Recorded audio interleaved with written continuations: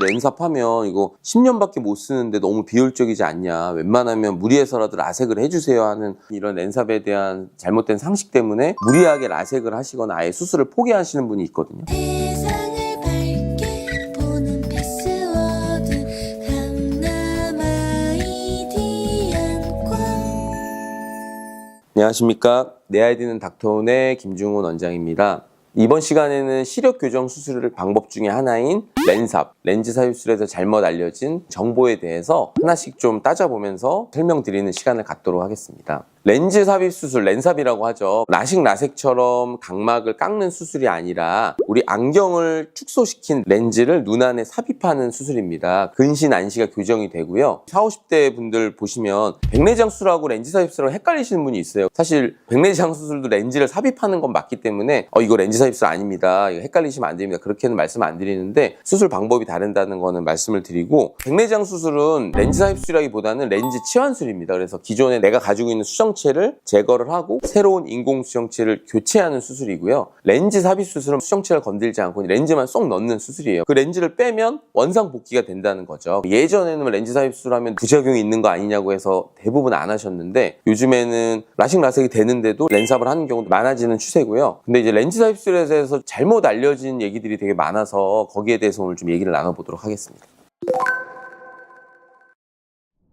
전체적으로 봤을 때는 사실이 아니고요. 이론적인 거는 분명히 말이 맞습니다. 왜냐하면 렌즈 삽입술에 들어가는 렌즈 자체가 이제 수정체 앞에 위치되기 때문에 그게 이제 물리적으로 혹은 화학적으로 그게 영향을 미쳐서 백내장이 좀 빨리 생긴다는 이론이 있는데, 요즘에 렌즈 삽입술에 쓰는 렌즈는 렌즈에 구멍이 뚫려 있거든요. 방수 순환이 되게 활발해요. 구멍이 없게 되면 방수의 순환이 원활하지 않아서 수정체에 영향을 미쳐서 백내장이 생긴다는 이론이 첫 번째인데, 그런 경우가 거의 없기 때문에 사실 백내장은 잘 생기지 않고요. 두 번째는 렌즈 삽입술에 이용되는 렌즈가 수정체하고 물리적으로 닿아서 수정체가 변성이 일어난다는 이론이 있는데, 요즘에 사용되는 후방 렌즈는 렌즈 모양 자체가 편편한 게 아니라 앞으로 약간 튀어나와 있습니다. 이거 볼팅이라고 하는데 아치형을 이루기 때문에 사실 웬만하게 눈을 비비지 않는 이상 수정체 렌즈가 닿지 않습니다. 그렇기 때문에 물론 렌즈 사이즈 선택이 잘못돼서 렌즈가 수정체에 딱 완전히 밀착되게 수술이 됐다 그러면 눈이 움직임에 따라서 물리적인 영향을 수정체에 줄 수 있겠죠. 그래서 그런 경우를 제외하고는 백내장이 생기는 경우는 지극히 드물고, 장기적으로 렌삽을 20대, 30대 하고 50대, 60대가 돼서 백내장이 생기셔서 백내장 수술하는 경우는 심심치 않게 있습니다. 하지만 그거를 과연 정말 렌즈 삽입술 때문에 백내장이 생길 수 있다고 말할 수 있을까? 그거는 아닌 것 같아요. 이보 ICL이라던가 요즘에 최신 렌즈 같은 경우는 백내장에 영향을 크게 미치지 않는다가 결론입니다.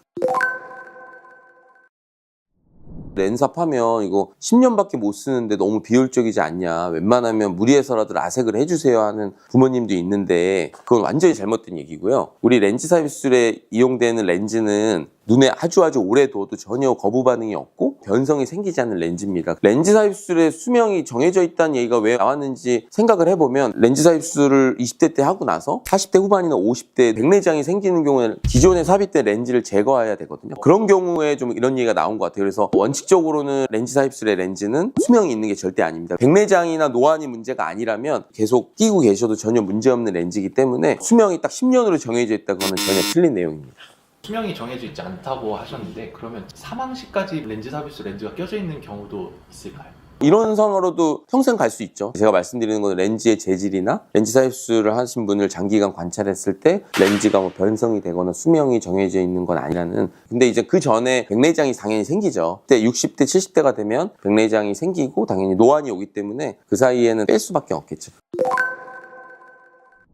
사실이 아니고요. 각막을 간단하게 설명드리면, 겉표면에는 상피, 재생 가능한 상피가 있고요. 그 상피 밑에는 실질부가 있습니다. 마지막으로 내피가 있어요. 내피 세포의 역할은, 내피가 없으면 방수가 실질로 들어가요. 물이 들어가면 수화가 되기 때문에 뿌얘지거든요. 내피세포의 역할은 물을 밖으로 빼주는 펌프 역할을 합니다. 그래서 불과 5년 전까지만 해도 전방 렌즈를 사용하는 안과들이 많아서 눈을 비비는 경우, 약간의 충격을 주는 경우가 만성적으로 반복되면 렌즈 바로 앞에 내피가 있기 때문에 그 렌즈가 내피를 긁어요. 장시간 지속됐을 경우에는 내피세포 손상이 됩니다. 그래서 안에 있는 방수를 밖으로 물을 빼주는 펌프 역할이 떨어짐으로써 각막이 부어요. 그래서 렌즈를 빼는 경우가 이제 심심치 않게 있었는데 요즘에는 전방 렌즈 쓰지 않습니다. 후방 렌즈는 그런 경우가 없다고 보시면 돼요. 왜냐하면 후방 렌즈는 홍채 뒤에 위치되기 때문에 렌즈가 물리적으로 내피를 긁는다 그런 경우는 거의 제로고, 결론적으로 후방 렌즈를 사용하면 내피세포 손상은 걱정하실 필요 없다. 제가 알기로 정기검진은 1년에 각막 내피세포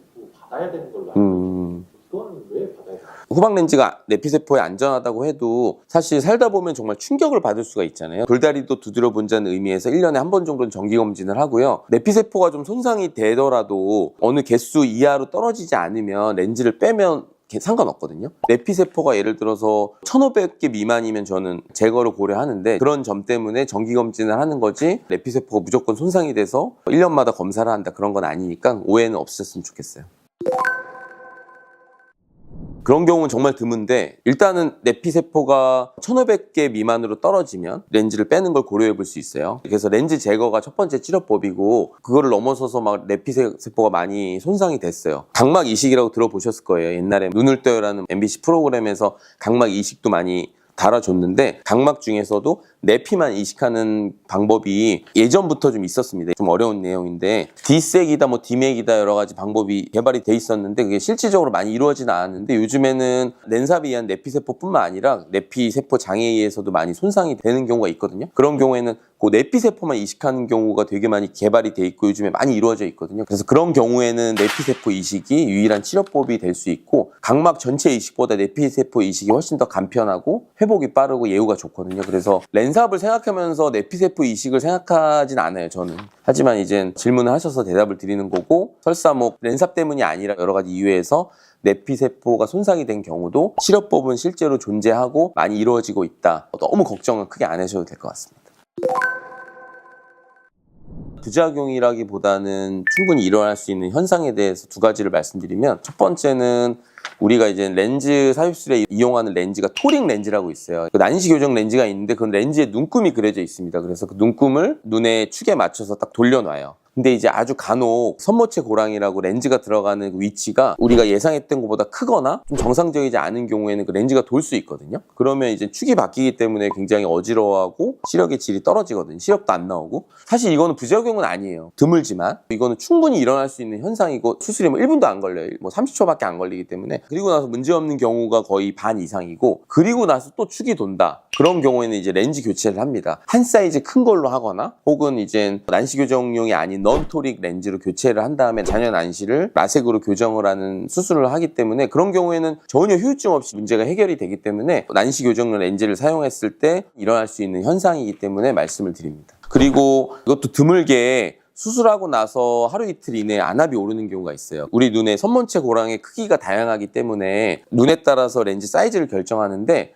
결정하는 과정에서 내 안내 공간에 비해서 큰 렌즈가 들어가는 경우에는 수술하고 하루 이틀 이내에 안압이 오를 수가 있어요. 이런 경우 때문에 렌즈 삽입술하면 녹내장이 생긴다 그런 편견이 생겼는데, 일시적인 렌즈 사이즈가 큼으로써 나타나는 폐쇄각 녹내장이 생길 수 있는데, 그런 경우는 이제 렌즈 사이즈를 한 단계 좀 작게 교체를 하죠. 쉽다면 쉽게 해결이 되는 거기 때문에 이거는 뭐 영구적인 후유증이 전혀 없어요. 그렇기 때문에 이제 또 하나의 부작용이라고 말씀드릴 수 있는데, 이건 해결 가능한 부작용이다 그렇게 말씀드릴 수 있습니다.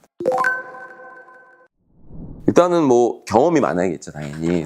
수술 술기적인 경험도 되게 중요하지만, 수술 전후로 이러한 부작용이 예측되고 그래서 그걸 미연에 방지할 수 있는 경험, 이러한 문제가 생겼을 때 그걸 해결할 수 있는 경험이 많은. 그래서 수술의 숙달도 같은 경우는 사실 렌즈 삽입술의 수술은 그렇게 어려운 수술은 아니거든요. 말 그대로 렌즈만 쏙 넣는 수술인데, 그 과정 중에 좀 숙달이 좀 안 되거나 좀 숙련자가 아닌 경우에는 렌즈가 좀 내피세포에 좀 달 수도 있고 수정체에 달 수도 있어서 눈에 좀 데미지를 줄 수 있습니다. 그런 경우에는 조금 장기적으로도 문제가 될 수 있기 때문에 숙련도를 가진 의사가 중요하고요. 더 중요한 게 이제 어떻게 보면 수술 전후로 나타날 수 있는 부작용을 미리 예측하고 그다음에 이걸 해결할 수 있는 능력을 가진 집도의 경험이 중요하다고 생각하고요. 너무 큰 게 들어가면 안압이 오를 것 같고, 너무 또 작은 게 들어가면 렌즈가 돌아서 난시 교정이 안 될 것 같고, 그런 게 되게 고민이 많거든요. 그래서 그런 집도의의 경험이 되게 중요할 것 같습니다.